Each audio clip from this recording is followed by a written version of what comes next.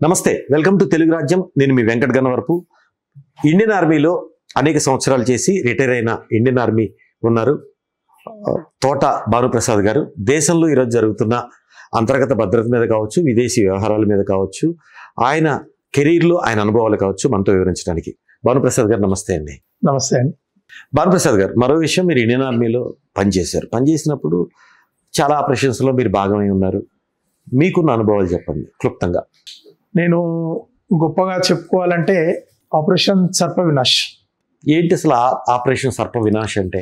Operation సర్ప వినాష్ పూంచ్ జిల్లాలో సురన్కోట్ అనే రెవెన్యూ డివిజన్, అది జిల్లా హెడ్ క్వార్టర్ పూంచ్ అయితే సురన్కోట్ ఒక రెవెన్యూ డివిజన్. పూంచ్ సెక్టర్ అంటారు దాన్ని.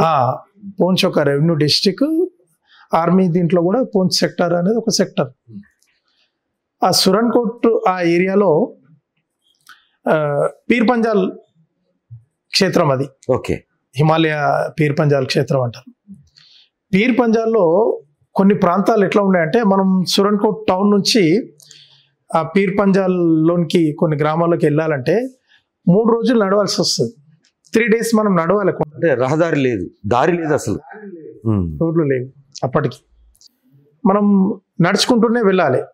కొన్ని గ్రామాలు ఒకరోజు నడిస్తే వస్తాయి, కొన్ని గ్రామాలు 2 రోజులు నడిస్తే వస్తాయి. మనం టాప్ ఆఫ్ పీర్ పంజాల్ వెళ్ళాలంటే మాత్రం మినిమం 3 రోజులు నడవాలి. 3 రోజులు నడిస్తే కానీ మనం పీర్ పంజాల్లోకి వెళ్తాం.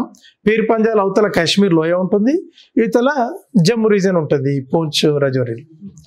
అయితే హిల్కాకా అనే ప్రాంతంలో టెర్రరిస్టులు పెద్ద ఎత్తున, అంటే పాకిస్తాన్ నుంచి ఇన్ఫిల్ట్రేట్ అయ్యి అక్కడ వచ్చి, ఎందుకంటే చాలా రిమోట్గా ఉంటుంది కాబట్టి అక్కడ గుర్రపు స్వారీలు కూడా చేసేది ఆ టైంలో.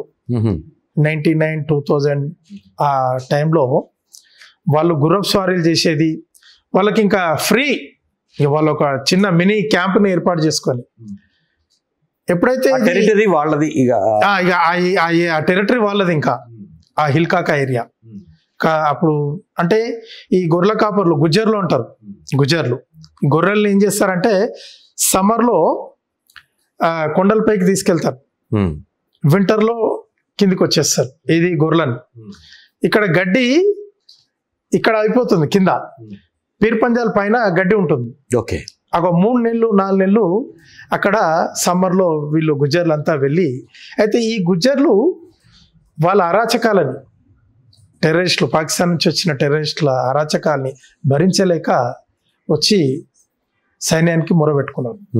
అక్కడ వాళ్ళు మమ్మల్ని హరాస్మెంట్ చేస్తున్నారు, మా ఆడపిల్లల్ని ఖరాబ్ చేస్తున్నారు, మమ్మల్ని, మా ధాన్యం అంతా, మా పిండి మేము ఇక్కడి నుంచి మోసుకెళ్ళే ధాన్యం అంతా లాక్కుంటున్నారు, మా మేకలు కోసుకుంటున్నారు అని చెప్పి వాళ్ళు ఏదైతే సైన్యానికి ఇన్ఫర్మేషన్ ఇచ్చారో దాన్ని బట్టి సైన్యం, స్టేట్ పోలీసు, దీంట్లో ముఖ్యంగా 9 పారా, మన ఇండియన్ ఆర్మీ గ్రేట్ 9 పారా SF స్పెషల్ ఫోర్సెస్ అంతా కలిసి ఆపరేషన్ సర్ప వినాష్ చేసింది.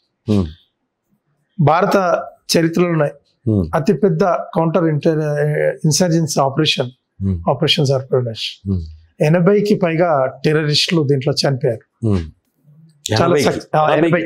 80కి పైగా 86 ఎన్నాళ్ళు పట్టిందండి ఇది మొత్తంగా ఒక 10 రోజులు. అంటే ప్రిపరేషన్ చాలా రోజులు పట్టింది, మొత్తం ఒక 10 రోజుల్లో క్లోజ్ అయింది. ఆ ఏరియాను మొత్తం కూడా. ఇది ప్లేటూన్ అంటారా?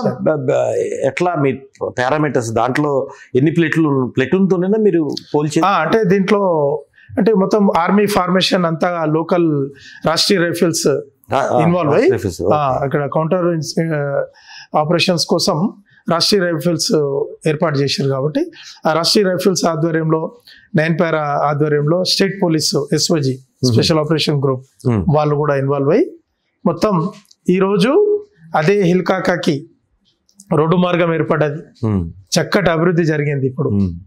ఇప్పుడు ఎంతసేపట్లో వెళ్ళొచ్చు మీరు చెప్పిన? ఇప్పుడు నాకు తెలిసి ఒక 5-6 గంటల్లో వెళ్ళిపోతాం. 3 రోజుల ప్రయాణం, 72 గంటల ప్రయాణాన్ని 5-6 గంటలకి. దాన్ని ఇప్పుడు మొఘల్ రోడ్ అంటారు దాన్ని. మొఘల్ రోడ్ ని ఇప్పుడు మొత్తం క్లియర్ చేసేసారు. అంటే ఇప్పటి వరకు జమ్మూ నుంచి శ్రీనగర్కి వెళ్ళే NH A1 మాత్రమే ఉండేది. National highway. అట్లా కాకుండా ఇటు రజౌరి పూంచ్ ఏరియాల వాళ్ళు కూడా శ్రీనగర్కి జమ్మూకి వెళ్ళకుండానే ఈ మొఘల్ రూట్ త్రూ వీళ్ళు శ్రీనగర్కి వెళ్ళిపోవచ్చు. ఇప్పుడు ఆ కనెక్టివిటీ వచ్చింది. ఇప్పుడు ఆ ఏరియాలన్నీ కూడా అభివృద్ధికి దగ్గరగా అయిపోయినాయి. అదొక గ్రేట్ ఆపరేషన్. దాంట్లో మేము ఉండడం మా అదృష్టం. అది వాళ్ళు మహిళలు ఎర్లీ 2000 సంవత్సరంలో లోకల్ కాశ్మీరీ వేర్లో ఉండేవాళ్ళు. కాశ్మీరీ వేర్ ఉంటుంది ట్రెడిషనల్. ఒక 2 years తర్వాత పూర్తిగా మారిపోయింది.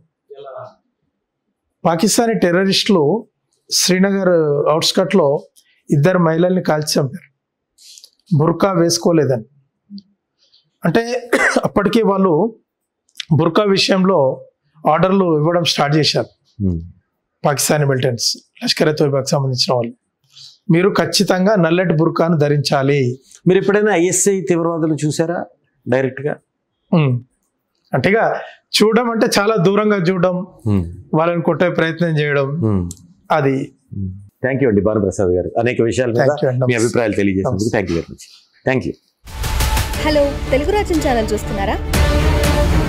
సామాజిక రాజకీయ జీవన చిత్రణే తెలుగు రాజ్యం. అతిశయోక్తులు అసత్యాలు ఉండవు. రాజకీయ కోణం కాదు, ప్రజా కోణమే కొలబద్ద. తెలుగు రాజ్యం వీక్షణ మీ ఉత్తమ అభిరుచికి నిదర్శనం.